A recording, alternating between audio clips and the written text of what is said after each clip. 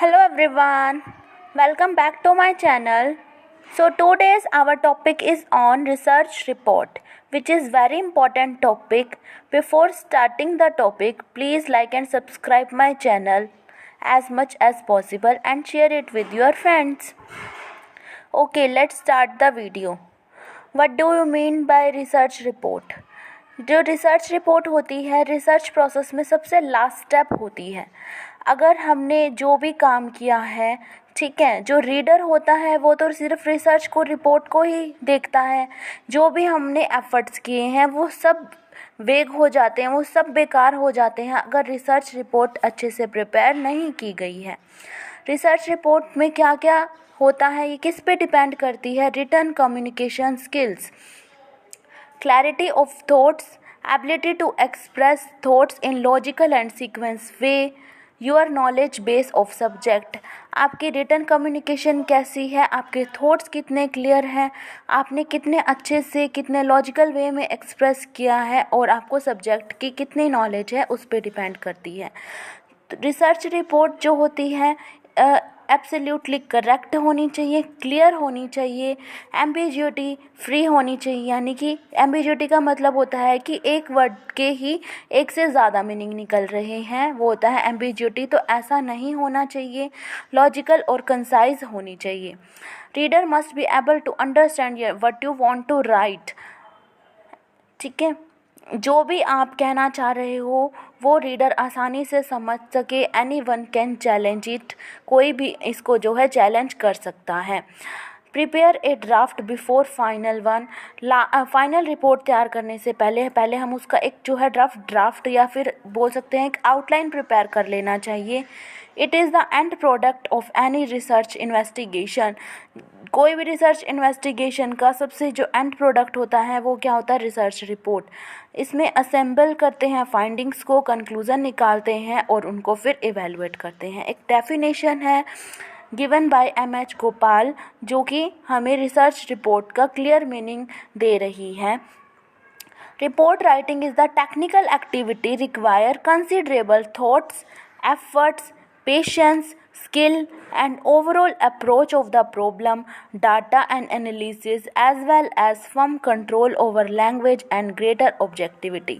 हमारे जो efforts, patience और skill होने चाहिए ओवरऑल अप्रोच के लिए. ठीक है, इसके साथ साथ हमें डाटा को एनालाइज कर सकें, कंट्रोल ओवर द लैंग्वेज और ग्रेटर ऑब्जेक्टिविटी इसके अंदर होनी चाहिए. इसके बाद हम steps in organisation of research report. एक रिसर्च रिपोर्ट को बनाने के लिए क्या क्या हमें स्टेप फॉलो करने होते हैं. सबसे पहले आता है ऑर्गेनाइजिंग द रिसर्च नोट्स. जो नोट्स होते हैं, नोट्स जो होते हैं कोर एक्टिविटी होते हैं. हमारे जो नोट्स होने चाहिए वो बिल्कुल एक्यूरेट और यूटिलिटी उनमें होनी चाहिए. ठीक है, सिस्टमेटिक जो उनको हमें ऑर्गेनाइज करके रखना चाहिए ताकि हम एक जो है एक रिज़ल्ट पर पहुंच सकें. ठीक है, उनको सिस्टमेटिक वे में एनालाइज करना आना चाहिए. उसके बाद आता है reflective thinking. Reflective thinking researcher है, ये रिसर्चर प्रॉब्लम स्टार्ट होने से पहले ही, प्रॉब्लम एस्टैब्लिश होने से पहले ही उसकी जो क्रिएटिव थिंकिंग स्टार्ट हो जाती है. ठीक है, एक जो क्या कहा जाता है कि क्लियर थिंकिंग मतलब कि एफिशिएंट राइटिंग. अगर हमारी थिंकिंग अच्छी होगी तभी ही हम कुछ अच्छा लिख पाएंगे. उसके बाद फॉर्मेशन ऑफ एन आउटलाइन. उसके बाद जो है एक आउटलाइन तैयार कर लेनी चाहिए फाइनल रिपोर्ट बनाने से पहले. इसके लिए हमें कुछ बातें ध्यान में रखनी चाहिए कि आउटलाइन के अंदर जो है वेग वर्ड्स यूज़ नहीं करने चाहिए. ठीक है, जो है और जितने ज़्यादा डिटेल हो सके डिटेल्ड होने चाहिए आउटलाइन. ठीक है, इसके साथ साथ हर एक जो पैराग्राफ है उसका कुछ जो है मीनिंग होना चाहिए. वेग वर्ड्स हमें यूज़ नहीं करने चाहिए. अब हम एक आउटलाइन देख लेते हैं जिससे हमें और भी क्लियर जो है हो जाएगा. आउटलाइन में सबसे पहले हम प्रीफैक्टरी मटेरियल में क्या क्या लिखेंगे. Title page, index, list of example, table and chart and then preface. ये 4 चीज़ें हम प्रीफैक्टरी मटेरियल के अंदर रिकॉर्ड करते हैं. उसके बाद बॉडी के अंदर इंट्रोडक्शन, ऑब्जेक्टिव क्या है, डेफिनेशन ऑफ हाइपोथेसिस। हाइपोथेसिस क्या होती है, हमें किसी चीज़ को प्रूव या डिसप्रूव करना होता है, that is hypothesis. Time, place, material of the survey, sampling method, हमने कौन से मेथड यूज़ किए हैं, मेथड्स ऑफ डाटा कलेक्शन, ठीक है, हमने ये चार बातें इंट्रोडक्शन में लिखनी है। फिर analysis and presentation of result, report of facts, जो भी हमने फैक्ट्स गैदर किए हैं उसकी एक रिपोर्ट लिखेंगे। Statistical analysis of data, interpretation and conclusion and summary of findings. Last में थर्ड स्टेप के अंदर हम लिखते हैं सप्लीमेंट्री मटेरियल। इसके अंदर appendices, questionnaire, techniques, statistical table, ये चीज़ें आती हैं। उसके बाद बिब्लियोग्राफी और इंडेक्स आती हैं।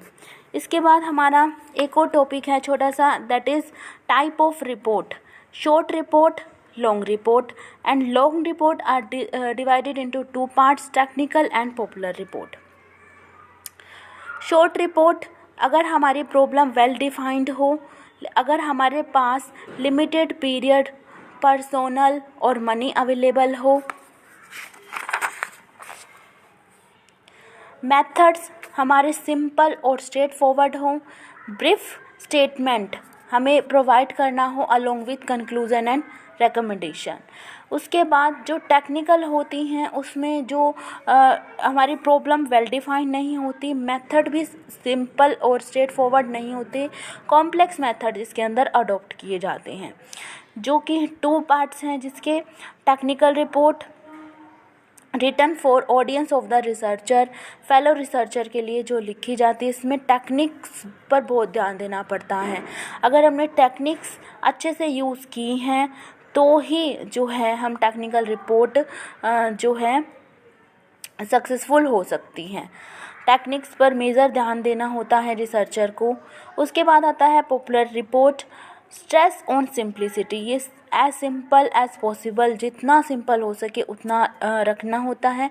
अट्रैक्टिवनेस होनी चाहिए, इसमें मिनिमम स्टैटिस्टिकल डिटेल प्रोवाइड होती हैं। लिबरल यूज़ ऑफ चार्ट, अगर हमें चार्ट का यूज़ करना है, ज़्यादा यूज़ नहीं करना, लिमिटेड यूज़ होता है चार्ट एंड डायग्राम्स का। अट्रैक्टिव लेआउट होना चाहिए, लार्ज प्रिंट आउट, मैनी सब हेडिंग्स, एंड हम कार्टून भी यूज़ कर सकते हैं अगर हम क्योंकि हमें अट्रैक्टिव बनाना है तो हम कार्टून्स वगैरह भी यूज़ कर सकते हैं। Policy implication and practical aspects पर ये ज़्यादा फोकस करता है। इसके साथ साथ हमारी जो रिसर्च रिपोर्ट होनी चाहिए वो सिंपल और अट्रैक्टिव होनी चाहिए, क्लियर थिंकिंग होनी चाहिए, कमांड ओवर लैंग्वेज होने चाहिए, जिस भी हम लैंग्वेज में लिख रहे हैं उसकी चाहे वो इंग्लिश है, हिंदी है, एनी लैंग्वेज है, वो हमें अच्छे से आनी चाहिए। ऑब्जेक्टिव होना चाहिए रिपोर्ट का कुछ, ब्रीफ, जितनी ज़्यादा हम ब्रीफ में रखेंगे उतनी ही ज़्यादा जो है रीडर को ज़्यादा समझ आएगी, अंडरस्टैंडेबल होगी उसके लिए। That's it for today, thank you.